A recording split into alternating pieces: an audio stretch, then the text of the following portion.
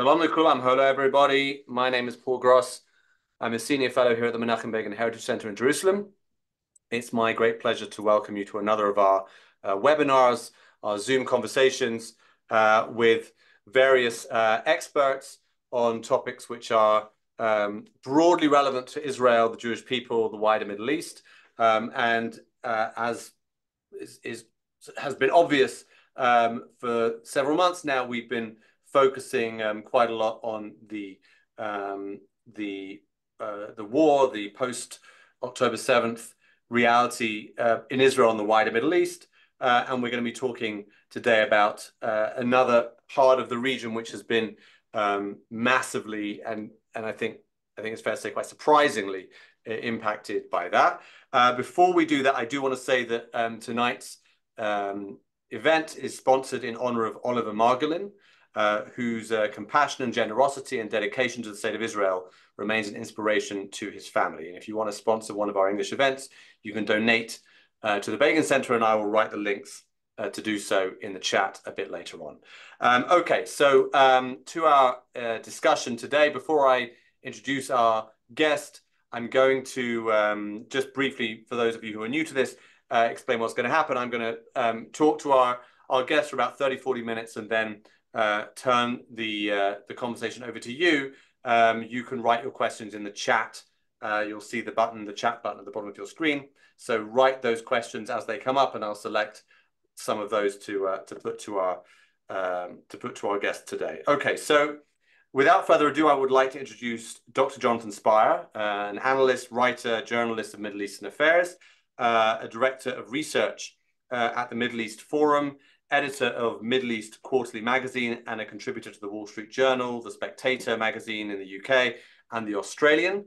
He's also a freelance security analyst and correspondent for Jane's Information Group and a columnist for the Jerusalem Post.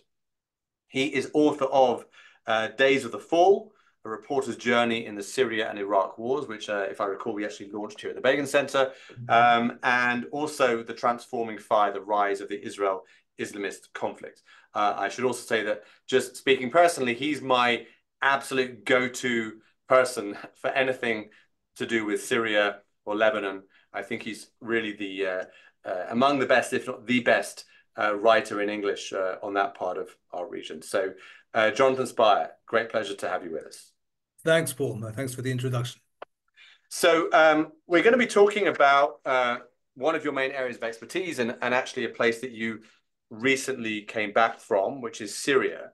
And I think because of what's been happening here in Israel in recent weeks, with first the debate around the hostage deal, and then the reality of the deal, and people coming home, hostages coming home, I think it's easy to forget that for quite a while the main headline news in Israel and in the wider region was the astonishing events in Syria, the collapse of the Assad regime,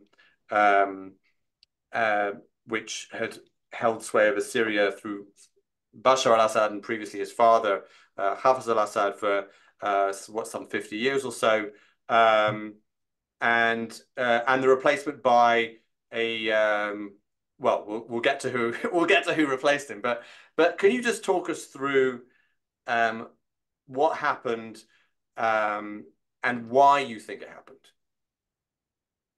Yes, sure. Well, if we sort of cast our minds back to November 2024, on the eve of what's taken place since in Syria, we will remember that Syria had at that point was already 12 years into a state of civil war, but actually for about 5-6 years at that time, the civil war had really frozen, and the country had been in a state of kind of de facto partition into 3 entities. And the Assad regime at that stage only controlled around 60% of the country. The country east of the Euphrates was controlled by a Kurdish-dominated entity, the armed forces of which are called the Syrian Democratic Forces. And then, as it turned out, fatefully or consequentially, or very consequentially, in the northwest of the country, there was a small enclave of around 10% of the territory, which was guaranteed, so to speak, by the fact that it was surrounded by positions of the Turkish armed forces. And inside that area, that area was further subdivided into two notional governments. The one in the north was called the Syrian interim government. The one in the south, in Idlib province, called itself the Syrian Salvation Government. And this Syrian Salvation Government was controlled by Hayat Tahrir al-Sham, the organization which is now, and I still sort of feel slightly astonished when I'm saying this, which is now the ruling party effectively in Syria. And to the north, the Syrian interim government was controlled by a number of militias gathered into a thing called the Syrian National Army, essentially working for Turkey. So you had this situation of three-way de facto partition. And at the end of November, starting in November 27th, 28th, Hayat Tahrir al-Sham began an offensive in the direct move from Idlib into the Idlib countryside, into the Aleppo province countryside towards the city of Aleppo. And what we then witnessed, and of course everybody will be aware of this, was then this astonishing march down the kind of spine of Syria's main cities, taking them all the way to Damascus within a little bit more than a week. Within less than 2 weeks, Hayat Tahrir al-Sham had reached Damascus. As I say, the regime of Assad precipitously collapsed, and its allies did not rush to join it or to help it, partly because they, for their own reasons, maybe chose not to, but also I think to a great extent because it was simply too late. By the time it became apparent that Assad's army was not fit for purpose, there was nothing really to save because there was no front to enforce, because there was no front left. It's worth noting, and it's I think important to note, that the events in December 7th and 8th weren't in the kind of movie version of a kind of triumphant arrival of Ahmed Shara and Hayat Tahrir al-Sham into Damascus. That's not quite what happened. Actually, what happened notably was that other militias from the south of the country, from Dara province and Sueda and that area, reached the capital first. And then, because the capital had been effectively abandoned by the regime, there was no fight for the capital. And then HTS arrived a couple of days later and began to sort of make order in their own way. And that's pretty much where we are now. An astonishing collapse of the Assad regime, a new regime which has very much yet to consolidate itself in the most, to some degree, even in the most basic of ways. And I was just in Damascus 10 days ago, and I can talk to people, if people want, about also the way in which that absence of control manifests itself in quite concrete ways on the ground in the city. So we have this historic, undoubtedly, historic event.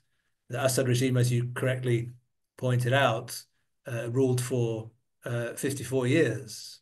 But it's worth noting that if we think, as you know, the Assad regime at least nominally ruled in the name of a party, the Ba'ath Party, the Arab Ba'ath Party or Arab Revival or Resurrection Party, and that party had been in government since 1963. So, uninterruptedly, took 7 years till Hafiz Assad, in internal power struggle took control. So, it's an astonishing run, which ended abruptly in December of last year. And we're still, I think, very much, the smoke is still very much clearing as to what took place. And things are only now beginning to make themselves clear. And in many ways, I would say, and I guess we'll go on to discuss this, there are cardinal questions about the nature of the new regime or emergent regime, which have not yet been answered and which we can only speculate about informedly or less informedly. Yeah, so we'll definitely talk about the new regime, but I want to just I described at the beginning what happened in Syria as connected to the bigger picture of the post October 7th war, and would it be correct to see it as an unintended, unexpected, very surprising consequence of that, and specifically of Israel's really, really decimation of Hezbollah in Lebanon. Is that fair to see it in that context? Yeah, I do think it's fair, and I even think that there are other dimensions to it. But yeah, sure, the most cardinal and kind of clear one is the fact that Lebanese Hezbollah was not able to cross the border and kind of stop the march of HTS southwards.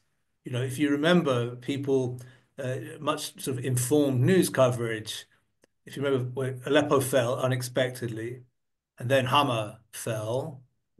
And then Homs fell, if you remember, where HTS was on its way towards Damascus. And many informed analysts at that point said, yeah, if Homs falls, it's over, which might not have been an obvious point because one might have said, well, why, if Homs falls, it's over? The regime will still hold Damascus at that point. Why can't they hold Damascus?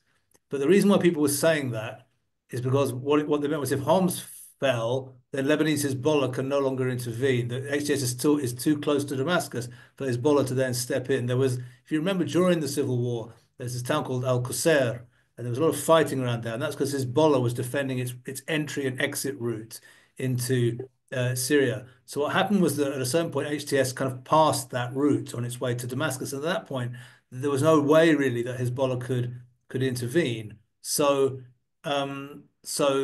you know, the fact is that yeah, Hezbollah that we knew from before 2023 and 24 might well have been sufficiently formidable to have simply sort of smashed into HTS as it was going southwards and stop it. HTS is not a huge force. This was not a heavily armed force. It doesn't have heavy armor. It doesn't have extensive artillery capacity.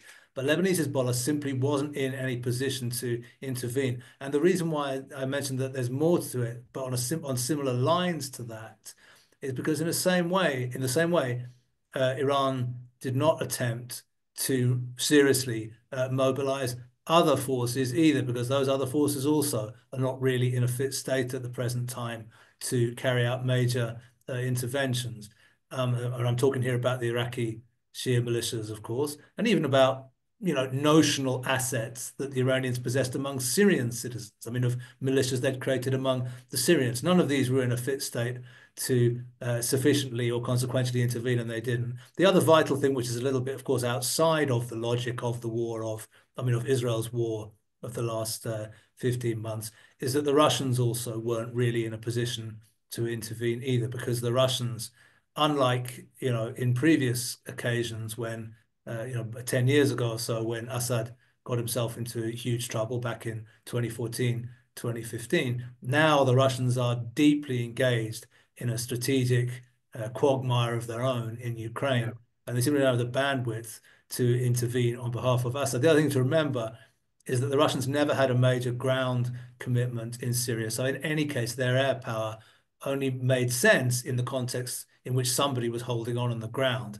at least minimally, so they could be supported and reinforced. And that just wasn't the case, because Assad's army had collapsed, had simply ceased to exist, and all the other forces, for the reasons we're discussing, had chosen not to intervene on his behalf. Right. Yeah, because of course, in the Syrian civil war, I remember when it started and you had analysts or senior Israelis. I remember Ehud Barak famously saying that Assad will be gone in whatever a matter of weeks, and he was made to look foolish. But of course, the reason why Assad wasn't gone was because of Russia and Iran, or Iran via Hezbollah, keeping Assad afloat. So well, that's absolutely right. But not everyone knew that. I mean, that what you just said turns out to be absolutely correct. But that wasn't a consensus among Syria analysts for many years, because there was a kind of alternative view to that, which I think you're probably familiar with, which sort of analysts, I guess, who one could say, in this case, not Israeli analysts, I mean, but analysts who one could say were sort of broadly sympathetic to the regime, but also others who were not, but simply chose to sort of support this view of affairs. There were many analysts who were saying, no, actually, the Assad state has a kind of deep underlying strength to it. And those people, and I was one of them, I guess, was on the other side. Those people, these guys said, who were saying, no, Syria's fragmented, the state has collapsed, militias are the real power brokers here. These analysts said, no, those people who are saying that are missing the point. They're not seeing deeply when it comes to the deeper view, that there's this other unseen, very deep structure of the Ba'athist state, which is much stronger than it looks. And it's actually, these analysts would say, everywhere. That's to say, it's in the area that on the map looks like the regime-controlled area.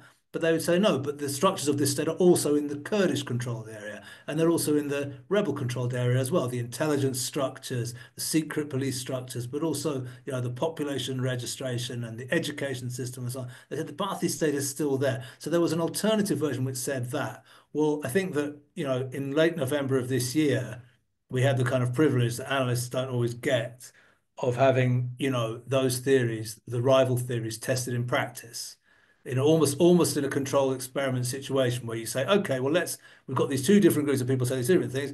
Let's see what happens if you take away all the things supporting the Assad regime, except for the Assad regime itself, and then see what happens. Well, we did. And what happened was that the Assad regime collapsed like a house of cards. I almost feel like it's insulting to a house of cards to describe it that way, by the way. We need a metaphor which is more fragile and breakable than that. The thing simply vanished in a puff of smoke and wasn't there.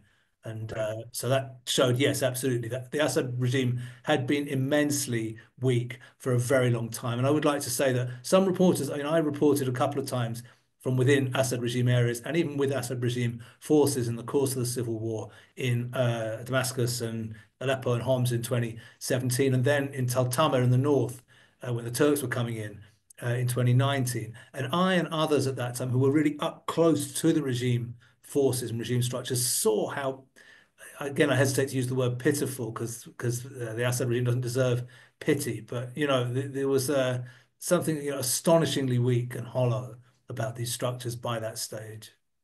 Yeah, and I guess Syria, I guess rather similar to Iraq in a way. So Iraq under Saddam was this sort of was held together by terror, was held together by the fear of the police state that Assad was running, and then once the fear goes, then there's nothing left, right? There's no sense of unity. The idea of a Syrian, like any kind of Syrian unifying Syrian national identity didn't really exist. Well, certainly not something that superseded the different, clannish or ethnic identities, right? I think that's right. I mean, there is a there is a sense of Syrianness, I think, which I Okay. think is shared by most or all Syrians. But yeah, sure, one could argue that it's a fairly superficial thing, or at least it's combined with very strong sectarian and or ethnic identities that maybe supersede it when it comes to political and military organization. So there is a broad sense of Syrianness, I think, in the way that we know from our region and other parts of the world that even if a state is created along fairly arbitrary borders by Yeah. perhaps a colonialist with his pencil on an afternoon, you know, nevertheless, people are interesting and people being what they are, 70, 80, 90 years down the line, you can Right. find that something of an identity does nevertheless emerge. And I think Right. that there is something there. Yeah. You know when you're in Syria and not in Iraq. I mean, these are different. And you know when you're in Lebanon too, even if these borders were arbitrary originally, as indeed they were. But yes, undoubtedly, the sectarian and ethnic identities are, I think, in the end, deeper and more consequential. And indeed, let us not forget the fact that the Assad regime, famously, of course, and accurately, was itself a sectarian regime. It was a regime in which the Alawi minority and representatives of the Alawi minority were dominant and were privileged. And of course, Saddam's regime was the same. He also ruled effectively on the basis of a minority, namely Sunni Arabs, or a minority in Iraq. So yes, absolutely. And then once the terror was removed, or the instruments of terror were removed, very little was left. And what happened in practice, and this is what I sort of learned from talking to people also in Syria in recent weeks with regard to the army, because I sort of asked, well, what does it mean when an army ceases to exist? I mean, take me through how does that work? We know what armies are like. There are structures of command. People receive orders. People are in a very orderly structure. So how does an army go from that to ceasing to exist? And the answer given to me was a very clear and simple one, which was, well, any army in the world, if you just remove the top command level from there, if the top command level all just get in their cars and drive out of the country, then the army will cease to exist. Armored divisions, infantry divisions, whatever, special forces, they won't organize themselves. If there's nothing coming through the communications, then at a certain point people will say, oh, well, if the cap, if the company commander's gone home, and that literally, by the way, was what was happening. If the company commander was seen 20 minutes ago walking out of the base and getting on a bus in civilian clothes, then I suppose I'll do the same. And that's effectively what the fate that befell Assad's Syrian Arab army in the last days of last year, or in the last months of last year. Right. So this issue of Syrianness, or what it is, Syrian identity, actually is quite a useful segue to talking about the new regime, because HTS, Hayat Tahrir al-Sham, and that you mentioned the leader Ahmed al-Shara, who I think rather concerningly for Israelis goes by the name of Mohammed al-Julani, with this reference with Julani meaning the Golan, or from the Golan, right? Yes. So that's, I think some Israelis have pointed to that as something to be worried about. But he has talked about, certainly in his sort of attempt to put on his best face for the West, has talked about, he wants to create a unified Syria. He's interested in having not sure if he's used the word, but let's say a kind of free, whatever that means, Syria, respecting the different ethnic groups and whatever. So I guess my question to you is, how, in your view, how seriously should we take those claims from him and from them? And if you can also just tell us a little bit about HTS, because I think many people here will know broadly that they're Islamists, that they're basically an Al-Qaeda offshoot. But can you tell us a little bit about their evolution, where they come from? Yeah, well, HTS emerged from a movement which, again, people here will be familiar with, which is a movement called Jabhat al-Nusra. And Jabhat al-Nusra emerged because of a kind of split among Al-Qaeda supporters during the period of the emergence of Islamic State organization, when basically Al-Qaeda supporters in Syria refused, or it consisted of those Al-Qaeda supporters in Syria who refused to pledge bay'ah or pledge allegiance to Abu Bakr al-Baghdadi and the Islamic State, which, and it's important to mention this because it doesn't get mentioned enough. Islamic State was the Islamic State organization, or ISIS, was effectively a kind of rebranding of the Al-Qaeda branch in Iraq. What Jabhat al-Nusra was kind of Syrian Al-Qaeda people saying, yeah, okay, well, we understand the Iraq branch is now kind of rebranded itself and is moving into Syria and demands that we pledge allegiance to it. We're not going to. We're going to stay loyal to Ayman al-Zawahiri and the Al-Qaeda leadership, and we'll have our own Al-Qaeda franchise. And that is Jabhat al-Nusra. And then al-Nusra changed its name at a certain point down the line. That's slightly simplifying it. There were various convolutions along the way. But Hayat Tahrir al-Sham, the Organization for the Liberation of the Levant, as we would translate it, emerged from Jabhat al-Nusra. And then as late as 2016, it ended its formal allegiance to the Al-Qaeda network. And the career of Abu Muhammad al-Julani, or Ahmed Shara, becomes really profoundly interesting from that moment on. Because from that moment on, in significant ways, it does depart from what we're familiar with, after all, what is the Salafi jihadi milieu that he comes from. This is not a Muslim Brotherhood guy. This is not somebody who you can say, well, yes, we know these are forces that can sometimes accommodate themselves to realities and act in a politically sophisticated or strategically sophisticated way. Salafi jihadi organizations in the Arab world are characterized specifically by their inability to do that.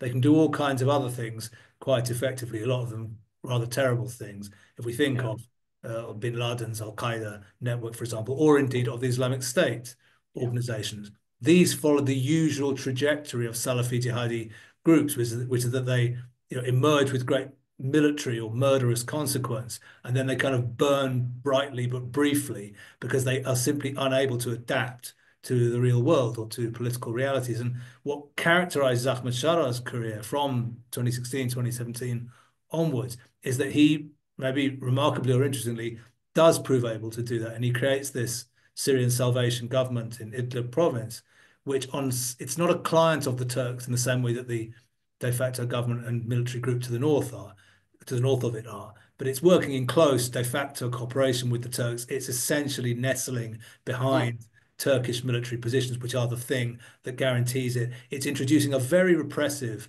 Salafi form of governance within Idlib, but at the same time, it appears to be more interested in internal governance than in the usual Salafi jihadi form of geopolitics, if we can call that, which generally involves, launching hopeless wars against vastly more powerful adversaries. He's avoided that, and that's brought him to Damascus, which is why it's not an easy question to answer where this may be heading. Should we assume that this is all just a show, and that at a certain point a much more militant and murderous version of Ahmed Shara will emerge? The answer is, I think maybe we certainly shouldn't rule that out.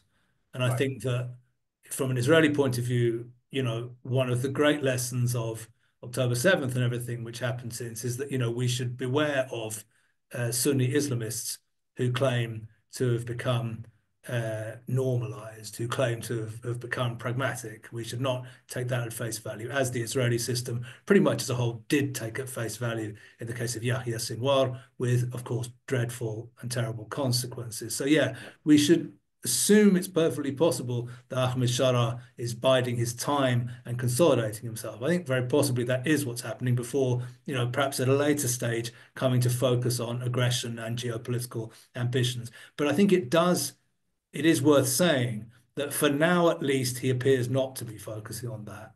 That for now, at least, it does look like what he's focusing on is consolidating his own power base slowly, and his movement's domination of Syria, seeking to unite Syria under his rule, because large parts of the country still remain outside his rule, seeking to end economic sanctions on the country, seeking to normalize relations with powerful regional states, and indeed with the Western world as well, and then moving on to economic reconstruction of Syria. That, I think, does look, I think, probably genuinely to be his agenda for the immediate period of time. It doesn't mean that we should assume, well, that means he's fine and he can be a partner.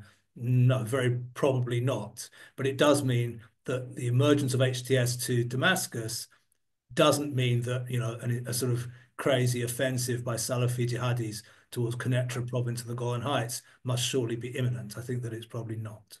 Right. Yeah, because when he very explicitly said, I think at one point, I'm not interested in war with Israel. I just want Yeah. to stabilize things in Syria and make things good for Syrians. And it might be, so it makes sense to assume that that is true. It's just a question of whether he just means for now, or whether he means, or whether that's a broader take, a broader sort of a perspective of his. Yeah, I assume that I would say with a great deal of confidence that he just means for now. At the end of the Right. day, this is a guy who, just about a decade ago, not longer than that, was a militant of the Al-Qaeda Right. network, Right. with all that that implies. Right. So, I don't think this is somebody who's made a historic compromise with the right of Jewish sovereignty in the land of Israel. I would assume that's not the case.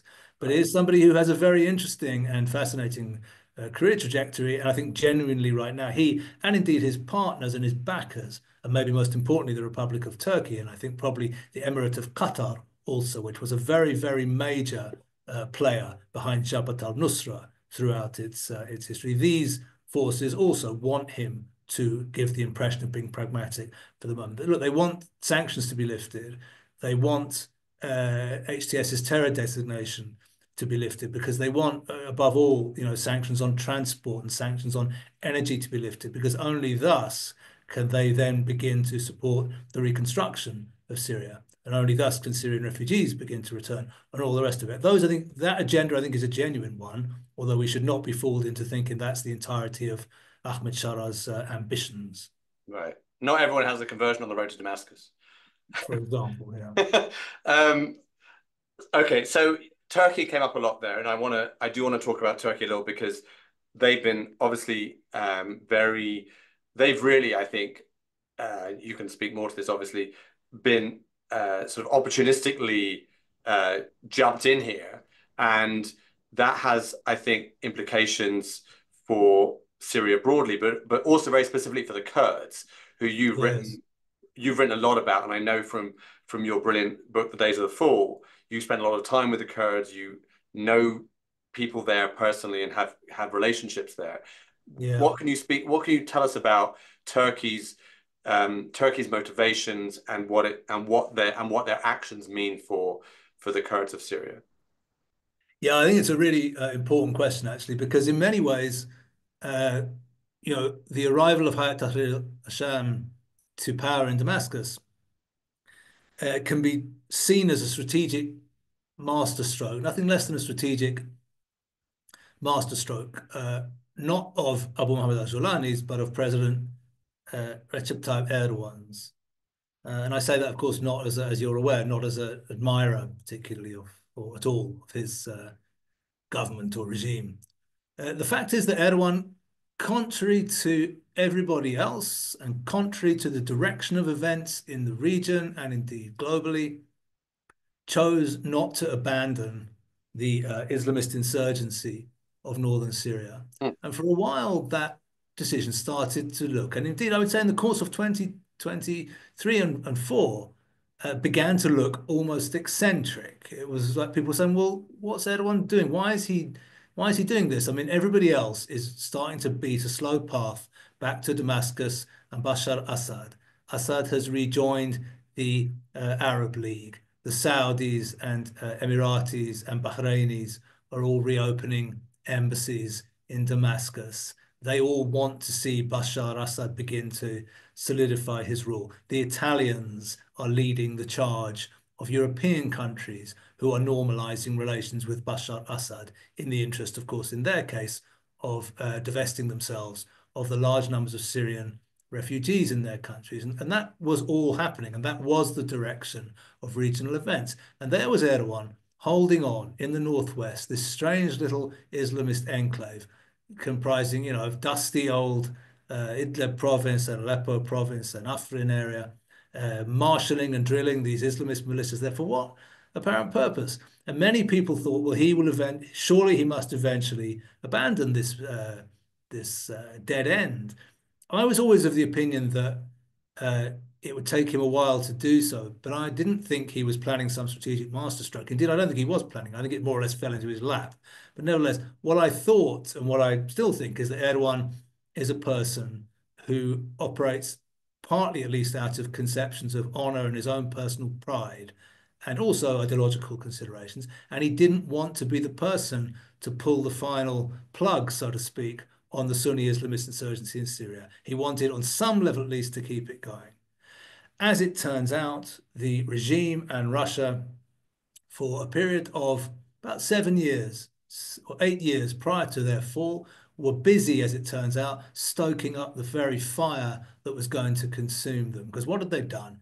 They'd seen that Erdogan wanted to keep this little enclave, and they'd said, great, so we can avoid a huge, costly battle to reconquer the entirety of the country from the rebels. When we surround a rebel area anywhere in the country, we'll just say to the people there, you can either surrender to us and keep some of your light arms, by the way, or if you really feel you can't live under the Assad regime, we're going to lay on some green buses in the morning. They were all green for some reason, the buses I'm talking about. We'll lay on some green buses in the morning, and the buses will take you up to Idlib province, and you can live in the little Islamist wonderland up in the northwest of the country. And the Russians and Assad thought they were clever. They thought we've avoided costly battles by doing this. We'll just let the irreconcilables take a bus into irrelevance in the northwest of the country. But as it turns out, that's not what was happening at all. What was happening was that an Islamist army was being built up there that would eventually erupt out of Idlib province in late 2024 and come all the way to Damascus. So all of that was only able to happen because Erdogan chose not to abandon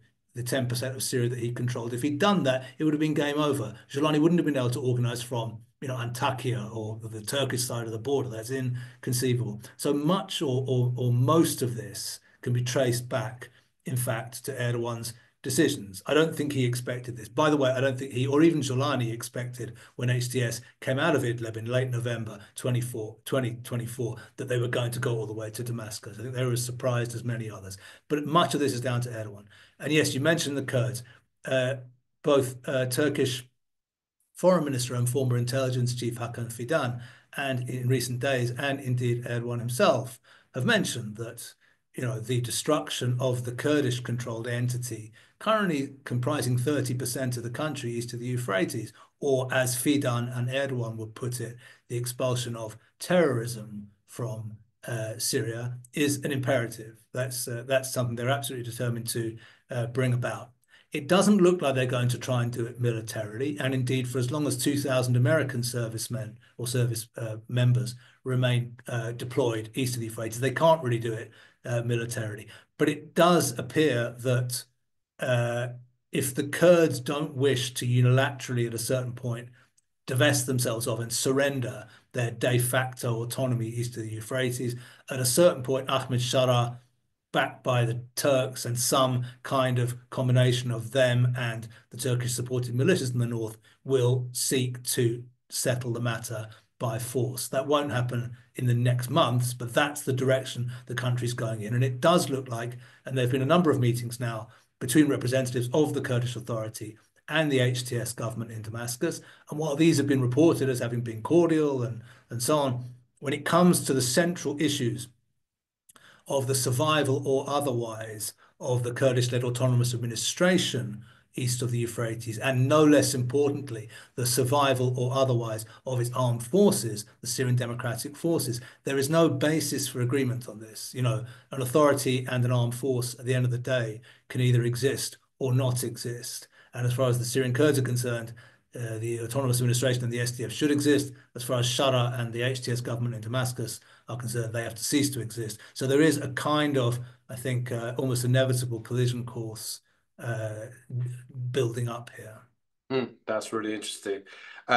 We've got a lot of questions coming in. Before I go to those, I just do want to follow up on one thing you said. So you mentioned the American forces there, and we a number of our a lot of our audience are Americans, either still living in the US or now living here in Israel. But I remember there was one of the sort of foreign policy controversies of the first Trump administration was Trump's decision, which he then went back on, to withdraw American forces from Kurdistan. I think there was even resignations from his cabinet about it. Yes. I forget, maybe John Bolton. I can't remember. Mattis. Oh, it was Mattis. Oh, yeah, it was right, Mattis. Yeah, so there was definitely there were a lot of people opposed to Trump's position, and then Trump himself then changed his mind. What's the American what was the American thinking behind defending the Kurds? It was a just seeing the Kurds as allies. There was some American interest that they saw there. And do you see, from what you have heard, do you think that the new Trump administration will hold fast there, or are likely to leave? No. Well, I mean, you'll remember that the reason for the alliance originally was entirely within the context of the war against the Islamic State. Right. The Americans were looking for, and specifically the Department of Defense was looking for a reliable ground partner on the ground in Syria to combine with to fight Islamic State. The Americans, in this case, not the Defense Department, but the CIA, had already had an unsuccessful attempt at working with the Syrian Islamist rebels further west in a project called Operation Timber Sycamore, if I remember correctly. That ended up consisting of a huge amount of money being, thrown into nothingness. And then the Department of Defense people, the Pentagon, Central Command, the Army, came across the YPG, the Kurdish YPG, and began to develop relations with them. And it turned out to be a pretty successful meeting, and they ended up by late 29, that combination, the United States air power effectively and the YPG on the ground, ended up destroying Islamic State in Syria. So that's the basis of the relationship. The only legal basis of the continued presence of United States forces in Syria is the continuation of the operation against ISIS, the ongoing operation against Islamic State. That's the reason they're sort of nominally allowed to be there. I think there are other reasons, though, behind that as well.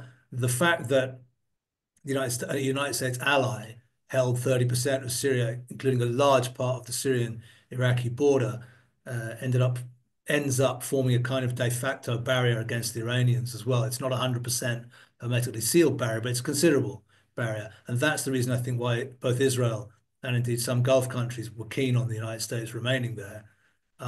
Where do things stand now? My own impression of the emergent new administration in the United States is that there's a kind of split, not only on this issue, but on a number of other issues as well, between people who are how would one call it, kind of more international in their Yeah. outlook, seeing the continued importance of the United States projection of power, also in the Middle East, also in Europe, also in the Pacific. Right. And It's like the Marco Rubio's on one side and the JD that's Vance it. is on the other side. Yeah. Vance, yeah, I don't know if Vance is, but certainly we can think of some names in there who are not of that view. And among those people, from what I understand from speaking to people in Washington, the Syria issue is indeed a bit of a hot button. And so Mm. they're very keen. They regard this as kind of low-hanging fruit. They're very keen to have the relatively small number of United States service people, around 2,000 in Syria withdrawn. So I've met some people who are close to the administration who are very confident, who've told me, no, no, within 2 years there will not be United States forces in Oh, Syria. well. Just a question of what happens and how it happens, and others who don't see it that way. But definitely, this is going to be a kind of hot potato, so to speak, between the two emergent, clearly identifiable currents of foreign policy thinking in the new administration. Right. And of course, Trump himself is impossible to know. Yeah. So we'll see. Mhm. Okay. Well, thank you very much for answering all my questions Sure. so comprehensively. We have a lot of questions, so we'll see what we get through. I want to go first to one by I think a mutual friend of ours, Amichaim again, um, who asks. He's asking about. It's the question about Israel's policy towards the new regime, and he asks whether. He asked about the argument that Israel should be suspicious of al-Jawlani, but not foreclose the possibility of engagement. And included in that is the argument that if Israel doesn't open channels of communication with the new regime, then others like Turkey or Qatar will, to Israel's detriment. How do you respond to that? Firstly, in terms of channels of communication, I agree, and I think that I'm convinced. I'm sure that there are. I'm sure that communication has already been opened, and that's all well and good. But of course, one can be in. I mean, Israel had channels of communication to the Assad regime as well, so that doesn't necessarily imply anything more than just the need to be able to hear opinions.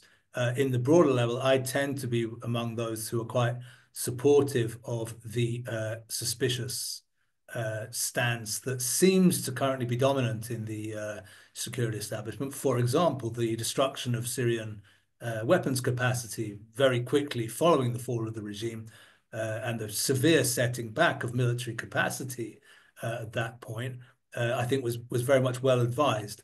When it comes to the current military deployments in the buffer zone and a little bit beyond the buffer zone, what can I tell you as a sort of a tax-paying citizen and nothing more? I sincerely hope that those are part of a comprehensive policy. In other words, I hope Israel knows what it's doing. If it's doing that, I get that there could be a logic to that. I hope it's going hand in hand with other branches of government that are dealing with forces on the ground there, that are talking to militias there, that are talking to local leaderships there, with the view of understanding, okay, we regard this as a necessity. It's what the Turks did in the north of the country. It's Right. kind of what the Americans are doing in the east of the country, and so on. And therefore, Israel's following a certain regional or certain local logic. Naturally, being Israel, it gets vilified for it in ways that Turkey and America don't. That's all right. We know that's part of what we're all about, for whatever part of our fate, for whatever reason. But there is a Yeah. logic. Yeah, I get that logic, but I do very much hope this is part of a properly worked out strategy. I do suspect a little bit like the army may be doing one thing right now, and that isn't necessarily properly coordinated as part of a properly formulated national strategy. And this is very, very important here, because if it goes wrong and if there hasn't been something properly thought out, then at a certain point, and we should be cognizant of this possibility, you can start to have armed opposition to the Israeli presence there. So, I hope that's been thought about. I hope that's been taken care of. I guess we're going to find out. But I do see the logic. I can only give you my own sort of take on this. But yeah, I do see the logic for a very sort of suspicious and zero tolerance, so to speak, view towards what is, after all, a new Sunni Islamist regime that's just come into being in Damascus. Okay. And I'm going to go to. There's a couple of questions about something that you have been touched on here, but we didn't really talk about thus far, which is Israel's response, Israel's military response to the collapse of the Assad regime, which was this, really actually quite large. Sure. Sort of destruction of Syrian military uh, equipment and air force and other things. And so I'll just ask these two together. One is, does Israel's movement into Syria violate existing armistices, ceasefire agreements, and other things? And the other is from Michael Marks, who says, I can understand Israel's movement in the buffer zone in the Hermon, but why has Israel been going into Quneitra? What's its interest in that area? Yeah, with regard to whether this violates ceasefire agreements, yeah, I think it does. I think it does in the sense, but then again, I guess one could argue, I'm not a lawyer, but I guess one could argue that the separation of forces agreement of in Right. 1974-5 was concluded with a regime that no longer No exists. longer exists, So right? you'd have to ask a lawyer whether that's how things work. I'm not really aware, but it would seem to me there's a, whether it's legal or not, there is a logic, let's say a real world logic to saying, well, I reached this agreement with a regime, with regime A, and now it's ceased to be.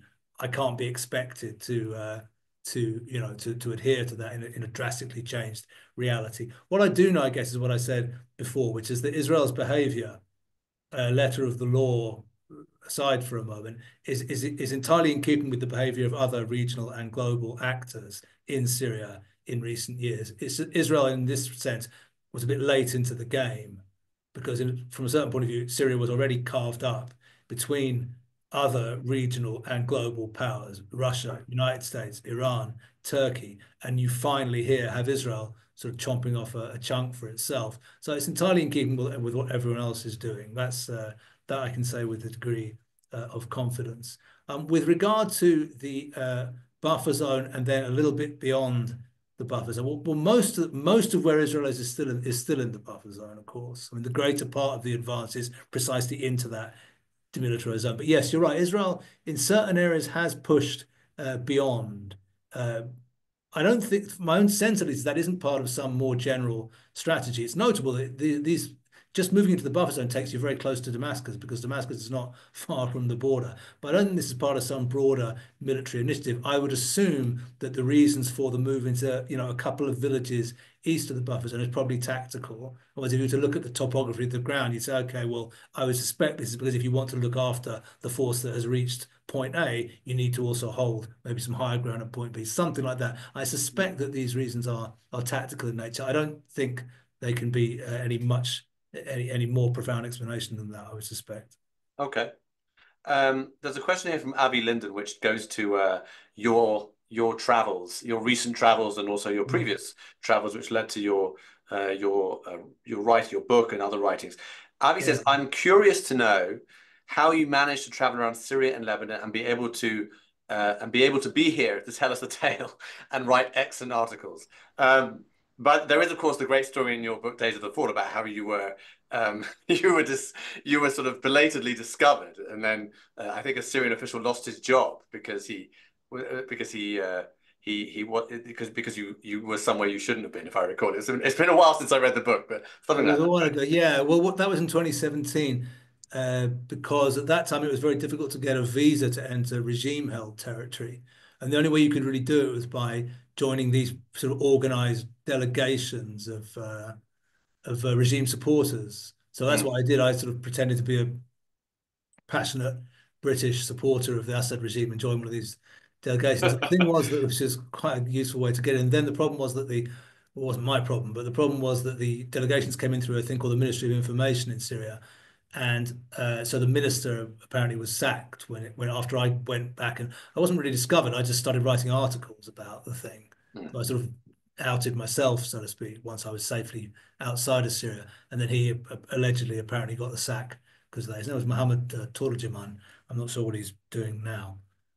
In terms of the more general thing, it does really depend. I mean, it's a long. I won't go into huge detail because there's lots of detail, and I don't think it's necessarily all that interesting or relevant. But just to say that, operating in different parts of Lebanon or different parts of Syria or Iraq requires different types of preparation and different levels of precaution. So and so each kind of trip which I would make into those areas is quite different to all of the others because, for example, I'm sure people can imagine that, the level of precautions which I would have to take, and I would have to take some, but would have to take to work with the Syrian Kurds in Syrian Kurdistan who know me very well, among whom I have very good friends, and who, I can work in their areas very happily and openly. It's quite different to the stuff that I don't really do too much of anymore, but I did do a few years ago, where you're sort of going into quite to work with quite hostile organizations, whether it's Kataib Hezbollah, who I embedded with for a few days during the ISIS war, or the Syrian regime, or indeed some of the iterations of the Syrian Islamist rebellion as well. There you really have to take a whole set of different precautions so that people hopefully won't, discover who you are, at least until you're already safely out of the area. The other thing I would just state in terms of this discussion is that I have always worked in this way, by not spending too long in a single place. And I think that's important as well. My thing has always been to get in quite quickly and then get out before anybody sort of discovers who I actually am. And I think one of the ways in which people have gone wrong is if they get a bit overconfident and think they can just sort of move into a place and set up house there, and indefinitely everything will just carry their luck will just hold indefinitely. And I think, for example, of someone like the researcher Elizabeth Turkov, who, we're all concerned about and hope that she'll be freed in the very near future. And what Elizabeth did was something in a way much bolder than anything I've ever done. She became a resident of Baghdad and began Wow. to sort of approach the militias, leaving her home in Baghdad to see them. And I have never done that, and wouldn't do it and wouldn't advise it. And I think that getting in quickly and getting out, whilst that may cost you a little bit in terms maybe of some of the things you might otherwise like to do, is, I think, a smart and safe way to operate if you want to do this kind of stuff. Right. And just to clarify, when you said about how obviously the situation, the precautions you take when you're with your Kurdish friends is very different. Mm. When you're with your Kurdish friends, they know you're Israeli, right? They know Mm. you're an Israeli Jew, and they're fine with that. Absolutely right. That's true of both the Iraqi Kurds, where I think many people in Israel, or from the Jewish world, will not be surprised to hear that, because, of course, that's a long-standing, Yeah. even strategic relationship between the Barzani family and the State of Israel. But it's equally true, and this is maybe more surprising for people, but maybe not so much by this stage. But it's equally true in Syrian Kurdistan, where the Kurdish forces in question are very much not the Barzani forces. They are the forces, broadly associated with Abdullah Öcalan and the PKK organization. I mean, not directly linked to them, but that sort of Kurdish world. So not a world which traditionally Israel has had close relations with, not a world in which which has traditionally been seen as even sympathetic to Israel. But nevertheless, we find ourselves in a very interesting juncture here. And not only me, but many other Israeli journalists and researchers have managed to work successfully and openly and in cooperation with the people who run that area. I guess one change is that our relationship with Turkey has changed. But that's a cardinal and primary aspect Yeah. of it. But the thing is that, as it turns out, that's no longer something where it's like, well, yeah, so if CHP get back into power, if the Kemalists get into power again, it could all change again. Well, yeah, but I don't think the Kemalists are getting into power in Turkey Right. again anytime soon. Erdogan's now been in power for nearly a quarter of a century and doesn't seem to be going anywhere anytime soon. So Yeah. long as he's there, it means that our relations with Turkey are unlikely to be improved. And I think that's the basis for what's happening, and that's happened with regard to the Kurds. Yeah. Just not staying on the Kurds. There was a question from Mark Novick. It's kind of a historical question, but I think you'd have some insights. He says, since the fall of the Ottoman Empire, has a Kurdish state ever been championed by the international community? And if not, why not? Yeah, no, it hasn't. At the Versailles conference, if I remember my history correctly, the Kurds tried to send a delegation, but it was poorly organized. The Kurds at that time, we're talking about at that time a very poorly educated tribal population, so poorly organized and quite unable to put something sufficiently sophisticated there together to counter their many enemies. Uh, Mm, since that time, there was a brief thing called the Mahabad Republic, which was a Kurdish state declared after World War II. It wasn't declared in the former Ottoman Empire, it was declared in what is now Iran. mm. And it didn't Wow. last, and it was crushed, and it didn't last very long. Other than that, there hasn't really been, well, I guess there was Barzani's attempt at secession in 2017. Then, of course, a state was never actually declared. They had an independence referendum, voted overwhelmingly for independence, but never actually got around to declaring independence before the Shia militias and the Iraqis and the IRGC came up to try to put a stop to it. Um, so there hasn't been a Kurdish state except for the very abortive attempt, which is the Mahabad Republic, and there hasn't been international support for the establishment of such a state either. Why not? Well, I think that the Kurds, were not well organized at the time when, in a certain sense, the dispensation, the borders were set of the states of the Middle East. And once the state borders were set, I think that it's a natural and well-known process that states tend to try to avoid the emergence of new states for kind of fairly obvious reasons. State governments like state borders to stay where they are. And for that reason, I think there's always been an absence of sympathy, if I can put it that way, on the part of the international community of what such a thing can be realistically said to exist. Now, with regard to the countries in which the Kurds lived, it's a much more basic and simple matter. In every single one of the countries in which Kurds live, with the exception maybe of Iran prior to 1979, the countries in question were ruled by very, very brutal, very, very ethnic nationalist regimes, all of which ruled in the name of an ethnicity that was absolutely opposed to the very possibility of Kurdish sovereignty and secession. That's true of the Kemalists in Turkey, of course. It's true of the Baathists in Syria, and it's true of the Baathists in Iraq. So the Kurds had the ill fortune of being firstly late to the party, secondly being the subject of international indifference, which is not misfortune, that's just the natural state of affairs maybe in the international system, but then thirdly being the subjects of very, very brutal nationalist regimes ruling in the name not of them but of the majority peoples that ruled over them. And that has largely held, or that largely held until the 1990s. What we've seen since the 1990s is a gradual, very partial improvement in Kurdish fortunes. First of all, in the birth of Kurdish regional government with Western backing, of course, in Iraq from the 90s, and then from 2012 with the emergence of Kurdish autonomy in Syria. Reached a high point maybe around 2016, 2017, has been pushed back then by the failure of Barzani's independence referendum and the Turkish incursions into Syrian Kurdistan, but nevertheless, a significant improvement of fortunes, but nowhere close, I think, to statehood in either case at the present time. Right. I guess also in terms of international indifference, they didn't have the good fortune that the Palestinians had of being in a conflict with Israel, which needs to provoke automatic sympathy from parts of everybody. Pretty much, yeah, that's right. There was even online, there's a kind of bitter humor among various Kurds that they sort of say on Twitter, you can see it and say, well, maybe what we should do is we should just declare war on the Jews. And then right, it seems it does work. Right. Yeah, they're probably right. I hope they won't, but they're probably right. And they're probably right. They're probably right. So there's a question here from we'll conclude soon, but question from Jonathan Forstott. He mentions an American journalist, Josh Rogin. I think he writes for the Washington Post, amongst other places, who has been apparently very critical of Israel's destruction of Syrian weaponry, holding that it undermines the incipient Syrian government, and asks why Israel didn't do so while Assad was in power. Do you have a response to that idea? Yeah, first of all, I mean, Israel did destroy. Israel has been busy in recent years with destroying non-Syrian weaponry on Syrian soil, and has destroyed a great deal of Iranian and Hezbollah ordnance in the course of the last decade or so. I think fairly obviously the reason why Israel did not completely destroy Assad's military capacity was because Israel was not trying to provoke conventional war with the alliance of which Assad was a part, or indeed with Assad himself, not because of necessarily an absence of understanding a need for that, but because there wasn't a desire to provoke an immediate conflict.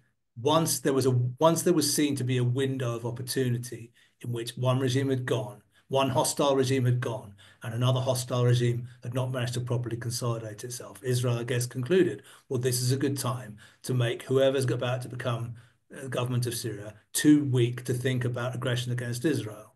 Josh Rogin may not find that a sympathetic point of view, but Josh Rogin should perhaps consider that Israel has been in a state of war non-stop in terms of declared war with Syria since 1948, because Syria chose to keep that state of war going. So if states, I guess, don't want to be treated by other states as if they're in a state of war with them, with all that implies, perhaps they should end the state of war. The Arab Republic, the Syrian Arab Republic has never, Syrian Arab Republic has never done that. Right. So I guess it's paid the consequences for it in late 2024. Okay. I think we'll conclude there. And I want to thank Jonathan Spire very much for his time and his really invaluable insights. And I do commend everyone to Jonathan's writings, which, as we said, you can find in the Jerusalem Post and the Spectator, the Australian, and many other places. You can follow him on Facebook as well. And as I said at the beginning, I really think he's really the best address, I think, for English writing on Syria and Lebanon.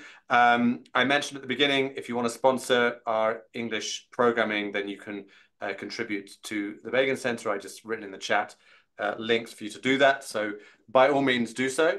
Thank you all for joining us. Thank you again to Jonathan Spire, and we'll see you all again soon. Thank you very much. Bye.